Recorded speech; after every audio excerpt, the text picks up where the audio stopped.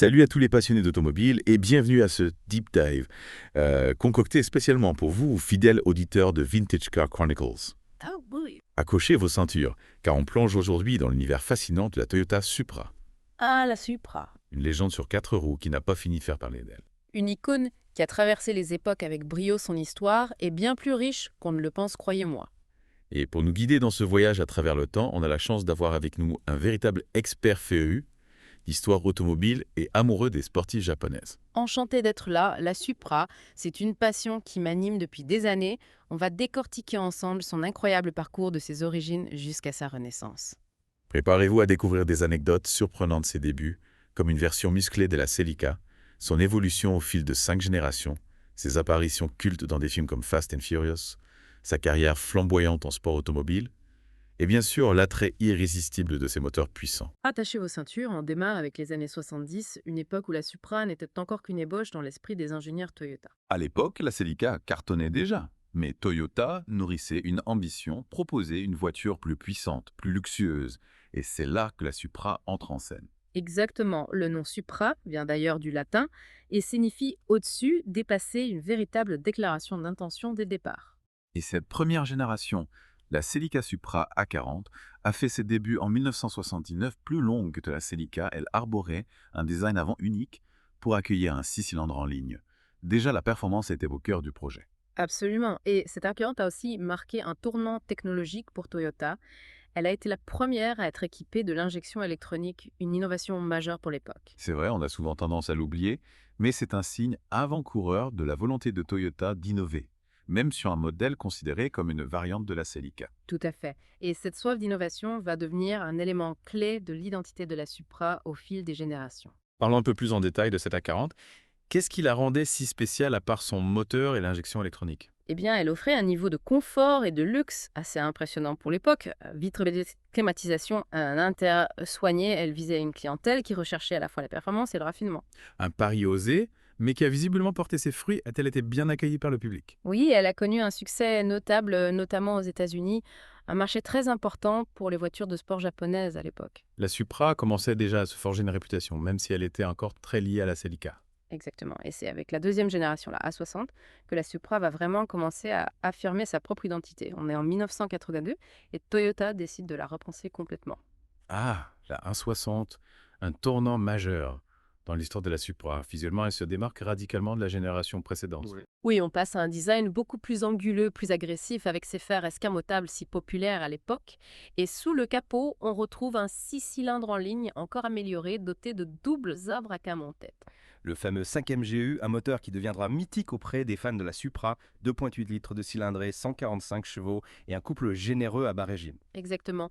La A60 était proposée en deux versions, la L-Type axée sur le luxe et la performance plus sportive. Intéressant de voir que Toyota cherchait déjà à séduire différents types de conducteurs, même sur un modèle aussi spécialisé que la Supra, mais mécaniquement ces deux versions étaient identiques. C'est bien ça. Oui, la différence se situait principalement au niveau des équipements. La performance avait des ailes élargies, des jantes et des pneus plus larges et un intérieur plus sportif. Une manière subtile mais efficace de distinguer les deux versions et le succès a été au rendez-vous. Oui, la A60 a été très bien accueillie, notamment grâce à ses performances et son style unique. Elle a même été élue un Car of the Year par Motor Trend en 1982. Une récompense prestigieuse qui a contribué à asseoir la réputation de la Supra comme une sportive de premier plan.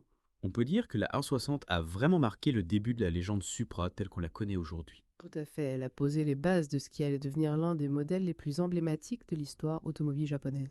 Et maintenant, place un moment très attendu, la troisième génération, la A70, c'est en 1986 que Toyota décide de faire de la Supra un modèle à part entière, la séparant définitivement de la Celica. Une décision audacieuse qui témoigne de la confiance que Toyota avait en son potentiel. Et cette nouvelle génération n'a pas déçu. La 7AMG arrive avec un style encore plus affirmé, plus aérodynamique et surtout avec un nouveau 6 cylindres en ligne de 3 litres. Le 7MGRE, un moteur qui a propulsé la Supra dans une nouvelle dimension en termes de performance 200 chevaux, une sonorité rauque et envoûtante le son du 7MGE, est devenu un véritable symbole de la Supra. Absolument. La A70 a également bénéficié d'innovations technologiques importantes comme l'ABS et le TEMS, un système de suspension électronique révolutionnaire pour l'époque. Ce système permettait d'ajuster la fermeté des amortisseurs en temps réel, offrant une tenue de route exceptionnelle et un confort accru à une voiture à la pointe du progrès. Et puis, il y a eu l'arrivée de la version turbo en 1987. La Supra Turbo, un mythe équipé du 7M GTE, une version turbo compressée du 7M GE développant 230 chevaux, elle a frappé fort. Accélération foudroyante, vitesse de pointe dépassant les 250 km avec la Supra Turbo Toyota a placé la barre très haut en matière de performance. Elle est devenue une véritable référence. Et visuellement, elle se distinguait par son aileron arrière imposant et ses jantes spécifiques, une voiture qui en imposait sur la route. La A70 a connu un immense succès et a permis à la Supra de s'imposer comme une véritable icône parmi les voitures de sport. C'est une génération charnière. La Supra passe du statut de simple variante de la Celica à celui de modèle à part entière, avec une personnalité bien affirmée. Et maintenant, préparez-vous, car on arrive à la génération la plus mythique de la Supra qui a fait rêver des millions de fans à travers le monde A180. La A81, la Supra par excellence, celle qui a marqué l'histoire et qui continue de fasciner aujourd'hui en 1993. Toyota dévoile une Supra tout simplement révolutionnaire. Son design tout en courbe et en fluidité tranche radicalement avec le style anguleux de la A70, une allure futuriste presque organique qui la rend immédiatement reconnaissable. Et sous cette carrosserie sculptée se cache une mécanique de pointe avec un nouveau 6 cylindres en ligne de 3 litres, le légendaire 2JZ GTE. Ce moteur est un véritable chef-d'œuvre d'ingénierie. Il est devenu un mythe dans le monde du tuning. Il était proposé en 2 versions atmosphériques avec 220 chevaux et biturbo avec une puissance qui atteignait les 320 chevaux. C'est cette version biturbo qui a propulsé la Supra au sommet de la gloire 0 à 100 km/h en moins de 5 secondes, vitesse de pointe limitée électroniquement à 250 km/h.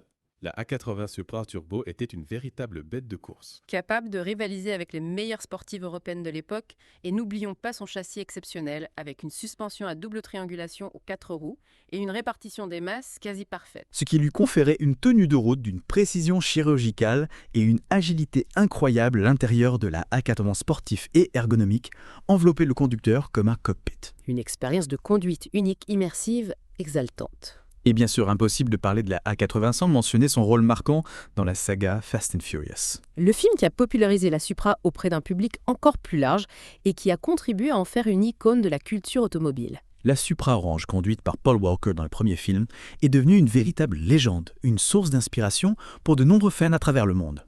La A80 a été produite jusqu'en 2002, laissant un vide immense dans le cœur des amateurs de voitures de sport. Pendant près de 2 décennies, les fans ont espéré le retour de la Supra et leurs prières ont été exaucées en 2019. Le retour du roi, la 5e génération de la Supra, la A90, a fait une entrée fracassante sur le marché. Un événement très attendu et Toyota n'a pas déçu. La A90 reprend certains éléments stylistiques de la A80, comme les phares effilés et les ailes arrière musclées, mais arbore un design résolument moderne et agressif. Plus compacte et plus légère que sa devancière, bénéficie d'un châssis ultra rigide et d'une aérodynamique optimisée.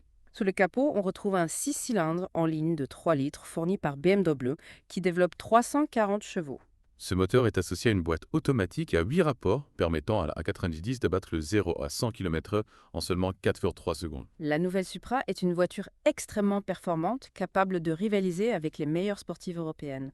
Et elle offre un comportement routier exceptionnel grâce à une suspension adaptative et à un différentiel arrière actif. La A90 se conduit avec une aisance déconcertante, elle est à la fois agile et stable, un vrai plaisir de conduite.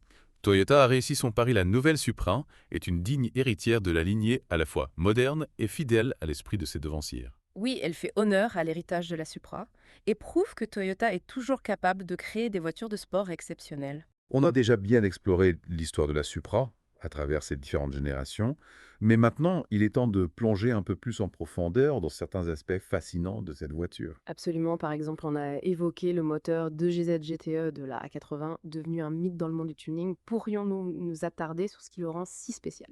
Bien sûr, c'est un sujet qui passionne beaucoup de nos auditeurs. Le 2JZ GTE est un bijou de technologie, un 6 cylindres en ligne de 3 litres, avec double arbre à cam en tête et double turbocompresseur. Mais ce qui le rend vraiment exceptionnel, c'est sa robustesse et son potentiel de modification. On entend souvent dire qu'il est quasiment indestructible. C'est peut-être un peu exagéré, mais il est vrai qu'il peut encaisser des puissances énormes sans broncher. Sa conception est extrêmement solide et il a été conçu avec des marges de sécurité importantes. C'est pour ça qu'il est si populaire auprès des tuneurs. Exactement, ils adorent ce moteur car il est possible d'en extraire des centaines de chevaux supplémentaires sans trop de difficultés. Il y a des Supra modifiés qui développent plus de 1000 chevaux et le moteur tient le coup. C'est impressionnant, mais au-delà de sa puissance brute, qu'est-ce qui rend le 2JZ GTE si attachant? Il a un caractère bien trempé, avec une sonorité rock et puissante qui donne des frissons. Et puis il est très linéaire, sa puissance monte progressivement, sans à-coups, ce qui rend la conduite très agréable. Un moteur qui a marqué son époque et qui continue de faire rêver aujourd'hui. Tout à fait, le 2JZ GTO est une légende, et c'est l'une des raisons pour lesquelles la A80 Supra est aussi adulée. On a beaucoup parlé de performance et de technologie, mais la Supra, c'est aussi une voiture qui a une place particulière dans la culture populaire. On a évoqué son rôle dans Fast and Furious, mais son influence va bien au-delà du cinéma. Absolument, la Supra est une véritable icône de la culture automobile depuis plusieurs décennies. Elle est apparue dans de nombreux jeux vidéo, mangas, animes. Elle a inspiré des générations de passionnés. Un symbole de la culture tuning, souvent cité comme l'une des voitures japonaises les plus cool de tous les temps. Elle a un charisme fou, une aura de puissance et de mystère. Son esthétique ne laisse personne indifférent. Elle est devenue un objet de désir pour beaucoup d'amateurs de voitures. Et cette popularité s'explique aussi par sa personnalité sur la route. Bien sûr, la Supra procure des sensations fortes, elle est capable de performances incroyables et offre un plaisir de conduite incomparable. Elle vous donne le sourire à chaque fois que vous prenez le volant. Cette passion pour la Supra est partagée par des fans de tous les âges et de tous les horizons. Oui, c'est une voiture qui transcende les générations et les cultures, elle a un pouvoir d'attraction universel et continue de faire des adeptes chaque année. On a parlé de cinéma, de jeux vidéo, mais la Supra, c'est aussi une voiture qui a brillé en compétition. Pouvez-vous nous parler un peu de sa carrière en sport automobile? Avec plaisir, la Supra a une longue et riche histoire en compétition.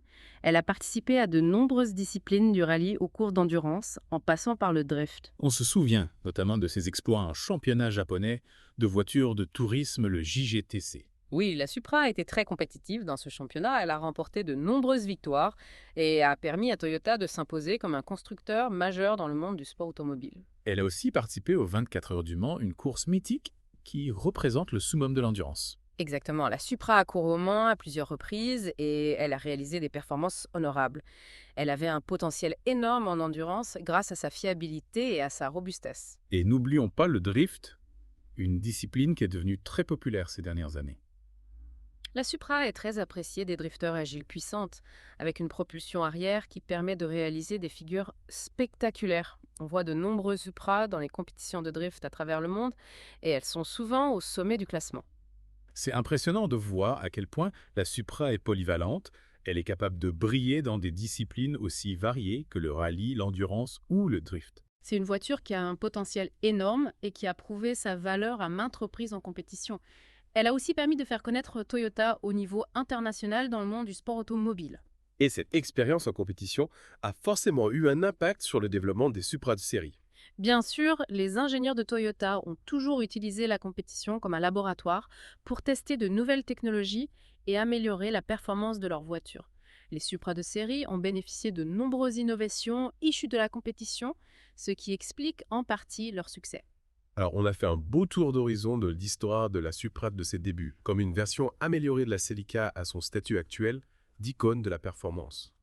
Mais avant de conclure, j'aimerais vous poser une question. Quel est l'avenir de la Supra selon vous? C'est une excellente question. La Supra est de retour en force depuis 2019 et elle semble avoir un bel avenir devant elle. Toyota a clairement l'intention de la maintenir au sommet de la performance. On peut s'attendre à de nouvelles évolutions dans les années à venir. On parle notamment de l'arrivée d'une version plus radicale, une GRMN Supra, qui pourrait développer plus de 400 chevaux. Ce serait une voiture exceptionnelle, et puis on peut imaginer que Toyota va explorer de nouvelles technologies pour rendre la Supra encore plus performante et plus efficiente. L'hybridation est une piste envisageable. Et pourquoi pas une version 100% électrique dans un futur plus lointain. Tout est possible, l'important c'est que Toyota conserve l'esprit de la Supra, cet équilibre unique entre performance, style et plaisir de conduite. C'est ce qui a fait son succès depuis plus de 40 ans, et c'est ce qui la rendra toujours aussi désirable. La Supra, c'est une légende vivante et elle a encore de belles pages à écrire dans l'histoire automobile. Et vous savez, ce qui est fascinant avec la Supra, c'est que son histoire est aussi celle d'une évolution constante, d'une recherche permanente de la performance et de l'innovation. C'est vrai, on l'a vu à travers les différentes générations, chaque nouvelle. Supra repoussait un peu plus les limites du possible. Prenons l'exemple la A60. La deuxième génération elle a été l'une des premières voitures de sport à être équipée d'une suspension à 4 roues indépendantes, une véritable révolution à l'époque. Ah oui, la suspension à double triangulation, ça lui a permis d'avoir une tenue de route bien supérieure à celle de ses rivales. Mais pour nos auditeurs qui ne sont pas familiers avec ce terme, pourriez-vous nous expliquer le principe de la double triangulation? Avec plaisir, en simplifiant, imaginez deux triangles superposés qui guident le mouvement de la roue. Cette configuration offre une plus grande liberté de mouvement à la roue, ce qui se traduit par une meilleure adhérence et une conduite plus précise. Donc grâce à cette innovation, la A60 était plus stable et plus agile dans les virages. C'est un bel exemple de l'impact direct de la technologie sur le plaisir de conduite. Exactement. Et cette quête de performance s'est poursuivie avec la A70. La troisième génération, elle a introduit le système TMS, une suspension électronique qui permettait aux conducteurs de choisir entre différents modes de conduite du plus confortable au plus sportif. Le thème, c'était vraiment avant-gardiste pour l'époque. En quoi consistait ce système exactement? Le TEMS pour Toyota, Electronic Modulated Suspension, utilisait des capteurs pour analyser les conditions de route et le style de conduite en fonction de ces données. Il ajustait la fermeté des amortisseurs en temps réel. Donc, en mode sport, la suspension devenait plus rigide pour une meilleure tenue de route sur circuit, tandis qu'en mode confort, elle était plus souple pour absorber les imperfections de la route. Tout à fait. Le conducteur pouvait ainsi personnaliser son expérience de conduite en fonction de ses envies et des conditions de circulation. C'est génial. Et puis, bien sûr, il y a la A80, la quatrième génération, et son légendaire moteur 2GZ GTE. On a déjà évoqué sa robustesse et son potentiel de modification, mais j'aimerais qu'on s'attarde sur les secrets de sa conception. Qu'est-ce qui le rendait si solide et si performant? Le 2GZ GTE, c'est l'aboutissement de plusieurs années de recherche et développement chez Toyota. Ils ont utilisé des matériaux de très haute qualité comme la fonte pour le bloc moteur et l'aluminium pour la culasse. Des matériaux robustes capables de résister des contraintes importantes. Exactement. Et puis, il y a la conception du moteur elle-même. Le 2GZ GTE est un 6 cylindres en ligne, une architecture connue pour son équilibre et sa douceur de fonctionnement. Plus stable et moins sujet aux vibrations qu'un moteur en V. Absolument. Et puis, il y a la suralimentation. Le 2JZ GTE est équipé de 2 turbocompresseurs, un pour chaque rangée de 3 cylindres.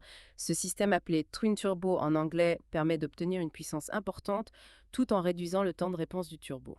Donc pas de turbo lag, cette sensation de creux à bas régime qu'on peut ressentir sur certains moteurs turbocompressés. Exactement. La puissance du 2JZ GTE est disponible de manière instantanée, ce qui le rend très agréable à conduire. C'est fascinant de voir comment chaque détail de la conception a été pensé pour maximiser la performance. Pas étonnant que ce moteur soit devenu une légende. Et cette recherche de performance est également traduite par des innovations au niveau du châssis. La A80, par exemple, a été conçue pour être la plus légère possible.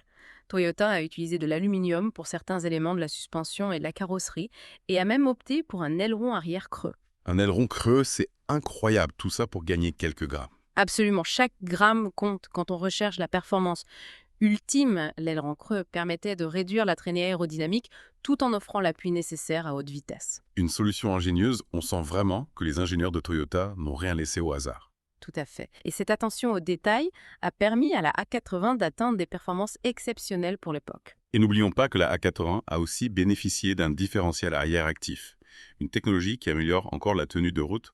Pouvez-vous nous expliquer comment cela fonctionne? Un différentiel arrière actif, c'est un système qui permet de répartir la puissance du moteur entre les deux roues arrière de manière intelligente en virage. Il va envoyer plus de puissance à la roue extérieure, ce qui permet de mieux pousser la voiture dans la courbe et de réduire le sous-virage. Donc plus d'agilité et de stabilité dans les virages serrés. Exactement, c'est une technologie qui a un impact significatif sur la performance et le plaisir de conduite. On voit bien que la A80 était une voiture à la pointe de la technologie, une véritable vitrine du savoir-faire de Toyota en matière de performance. Absolument, et cette tradition d'innovation s'est poursuivie avec la A90, la génération actuelle, malgré les critiques qu'elle a pu recevoir pour son partenariat avec BMW. C'est vrai, certains puristes ont regretté que la A90 partage sa plateforme et son moteur avec la BMW Z4.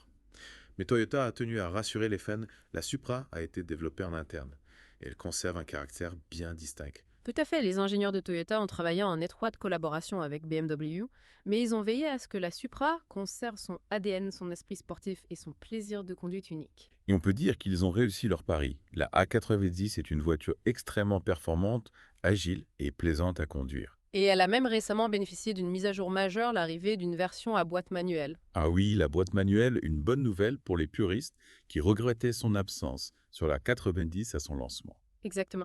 Toyota a écouté les retours des fans et ils ont décidé de proposer une boîte manuelle pour offrir une expérience de conduite encore plus immersive. C'est une preuve que Toyota est à l'écoute de sa communauté et qu'il cherche à répondre aux attentes des passionnés. Tout à fait. Et cette boîte manuelle, elle a été spécialement développée pour la Supra. Elle est légère, précise et elle offre un feeling exceptionnel. J'imagine que ça doit être un vrai plaisir de pouvoir passer les rapports soi-même, de sentir la mécanique s'exprimer entre ses mains. Absolument. La boîte manuelle, c'est une connexion directe avec la voiture, une sensation de contrôle absolu. Et sur une voiture aussi sportive que la Supra, c'est vraiment exaltant. En parlant d'exaltant, on a évoqué tout à l'heure le rôle de la Supra dans la saga Fast and Furious. C'est un film qui a popularisé la A80 auprès d'un large public. Mais j'aimerais qu'on aille un peu plus loin. Pourquoi la Supra a-t-elle eu un tel impact sur la culture automobile? C'est une question intéressante. Je pense que la Supra incarne un certain rêve automobile, celui de la performance accessible. Elle n'est pas aussi exclusive qu'une Ferrari ou une Lamborghini, mais elle offre des performances comparables, voire supérieures dans certains cas. C'est la voiture du self-made man, celle qui symbolise la réussite par ses propres moyens. Exactement. Et puis, il y a son esthétique. La Supra a toujours eu un design qui sort du lot, qui attire le regard. Elle est à la fois agressive et élégante, moderne et intemporelle. Et ce design, il s'est parfaitement marié à l'univers de Fast and Furious, un film qui met en avant les courses de rue et la culture tuning. Tout à fait. La Supra orange, conduite par Paul Walker dans le premier film, est devenue une icône, un symbole de la vitesse et de la liberté. Elle a inspiré des générations de fans de tuning à travers le monde. Et cette influence de la Supra sur la culture populaire, elle s'explique aussi par sa présence dans les jeux vidéo. Absolument. La Supra est apparue dans de nombreux jeux de course comme Gran Turismo ou Need for Speed. Elle est devenue une voiture virtuelle incontournable, un symbole de performance et de style. Et dans ces jeux vidéo, elle est souvent mise en avant pour son potentiel de modification. Les joueurs peuvent personnaliser leur Supra à l'infini, en changeant le moteur, la suspension, les freins, la carrosserie. C'est ce qui fait aussi le succès de la Supra dans le monde réel. Elle est une base idéale pour le tuning grâce à sa robustesse et à son potentiel de performance. On peut transformer une Supra de série en une véritable bête de course capable de rivaliser avec des voitures bien plus chères. C'est impressionnant de voir à quel point la Supra est ancrée dans les cultures automobiles, à la fois dans le monde réel et virtuel. C'est une voiture qui transcende les frontières, les générations et les cultures. Elle incarne une passion universelle pour la performance, le style et le plaisir de conduite. Et cette passion, elle se traduit aussi par une communauté de fans très active. Il y a des clubs Supra dans le monde entier, des rassemblements, des forums en ligne. C'est une véritable famille unie par l'amour de cette voiture exceptionnelle. Et cette communauté, elle joue un rôle important dans la préservation de l'héritage de la Supra. C'est-à-dire? Il y a de nombreux passionnés qui restaurent des Supra anciennes, qui les entretiennent avec soin, qui les font rouler régulièrement. Ils veillent à ce que la légende de la Supra continue de vivre. C'est formidable. C'est grâce à ces passionnés que la Supra restera jamais une icône de l'automobile. Absolument. La Supra, c'est bien plus qu'une simple voiture. C'est une histoire, une passion, un héritage. Et on a encore beaucoup de choses à découvrir sur cette voiture mythique. Par exemple, on a évoqué brièvement sa carrière en compétition, mais on n'est pas encore entré dans les détails. C'est vrai, la Supra a une longue et riche histoire en sport automobile. Et c'est un sujet qui mérite qu'on s'y attarde. Alors, préparez-vous, on plonge maintenant dans l'univers des circuits et des courses automobiles. On a vu la Supra briller sur grand écran dans les jeux vidéo et même dans les rues grâce à la culture tuning. Mais maintenant, il est temps de découvrir une autre facette de sa personnalité, la Supra en compétition. Attachez vos ceintures, on part pour un tour de piste à travers l'histoire de la Supra en sport automobile. On sait qu'elle a participé à de nombreuses disciplines du rallye aux courses d'endurance, en passant par le drift, mais par où commencer? Commençons par le Japon. Son pays d'origine, la Supra, a connu un grand succès dans le championnat japonais de voitures de tourisme, le JGTC. Le JGTC, c'est un peu comme le Super GT actuel des courses spectaculaires, avec des voitures de tourisme ultra préparées. Exactement. Et la Supra y a brillé pendant de nombreuses années. Elle était agile, rapide et fiable, ce qui lui a permis de remporter de nombreuses victoires. On imagine la pression sur les équipes et les pilotes, l'adrénaline des dépassements, le bruit assourdissant des moteurs. Des moments intenses gravés à jamais dans l'histoire de la Supra, et ses succès en VGTC ont renforcé l'image de Toyota comme un constructeur de voitures sportives de haut niveau. C'est vrai, la Supra a prouvé qu'elle pouvait rivaliser avec les meilleures voitures du monde. Et elle ne s'est pas limitée au Japon. Elle a aussi participé à des courses internationales prestigieuses comme les 24 heures du Mans. À Le Mans, la course mythique qui met à l'épreuve la fiabilité et l'endurance des voitures et des pilotes, la Supra a participé à plusieurs reprises avec des résultats honorables. Pas de victoire au classement général, mais des performances qui ont prouvé son potentiel en endurance. Tout à fait. Et puis, il ne faut pas oublier les autres disciplines, comme le rallye. La Supra participe à des rallyes nationaux et internationaux, démontrant sa polyvalence et sa capacité à affronter des terrains difficiles. On imagine la Supra dévalant les routes de montagne, glissant sur la neige, Sautant sur les bosses, un spectacle impressionnant. Et puis il y a le drift, une discipline qui est devenue très populaire ces dernières années. La Supra, avec sa propulsion arrière et son moteur puissant, est une voiture idéale pour le drift. Le drift, c'est l'art de contrôler la glisse, de faire danser la voiture sur l'asphalte, un spectacle à la fois technique et artistique. Et la Supra est très appréciée des drifters professionnels. On la voit souvent sur les podiums des compétitions de drift à travers le monde. C'est incroyable de voir à quel point la Supra est polyvalente. Elle peut briller sur circuit, sur des routes de montagne, sur la neige et même sur une piste de drift. C'est une voiture qui a un potentiel énorme, qui s'adapte à toutes les situations. Et cette polyvalence, elle s'explique en partie par la qualité de sa conception de son châssis, de sa suspension de son moteur. C'est vrai, on a beaucoup parlé de la Supra de série, mais la Supra de compétition, c'est encore une autre histoire. Quelles sont les principales différences? Eh bien, une Supra compétition, c'est une voiture qui a été entièrement modifiée pour la course. Le moteur est préparé pour délivrer plus de puissance. La suspension est renforcée et rabaissée, les freins sont plus puissants. La carrosserie est allégée. Et bien sûr, l'intérieur est dépouillé de tout ce qui n'est pas essentiel à la course. Pas de siège en cuir, ni de système audio dans une Supra de compétition. Exactement. Tout est optimisé pour la performance, pour gagner des dixièmes de seconde sur la piste. Et ces modifications, elles sont réalisées par des équipes d'ingénieurs et de mécaniciens spécialisés. Des passionnés qui consacrent leur vie à faire de la Supra une machine de course redoutable. Tout à fait. Et ce travail de préparation, il est crucial pour obtenir de bons résultats en compétition, chaque détail. C'est fascinant de plonger dans les coulisses de la course automobile, de découvrir tout ce travail invisible qui se cache derrière la performance d'une voiture. Et la Supra a bénéficié de ce savoir-faire des équipes de course.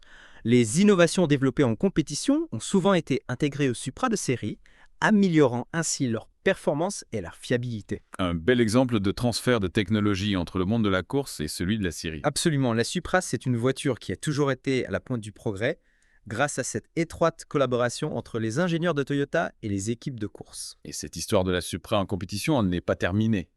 On peut s'attendre à la voir briller encore pendant de nombreuses années sur les circuits du monde entier. C'est une voiture qui a encore beaucoup à offrir, un potentiel de performance qui n'a pas encore été entièrement exploité. Et puis, il y a l'arrivée des nouvelles technologies comme l'hybridation ou l'électrification qui ouvrent de nouvelles perspectives pour la Supra en compétition. On imagine déjà la Supra hybride ou électrique silencieuse et fulgurante, défiant les lois de la physique sur la piste. L'avenir de la Supra en compétition s'annonce passionnant. Et une chose est sûre, elle continuera de faire rêver les passionnés de sport automobile à travers le monde. On arrive à la fin de notre deep dive dans l'univers fascinant de la Toyota Supra. Supra, on a parcouru son histoire, ses différentes générations, ses moteurs, son influence sur la culture populaire et sa carrière en compétition. Une histoire riche en rebondissements, en innovation et en émotions. La Supra, c'est bien plus qu'une simple voiture. C'est une icône, une légende, un symbole de la passion automobile.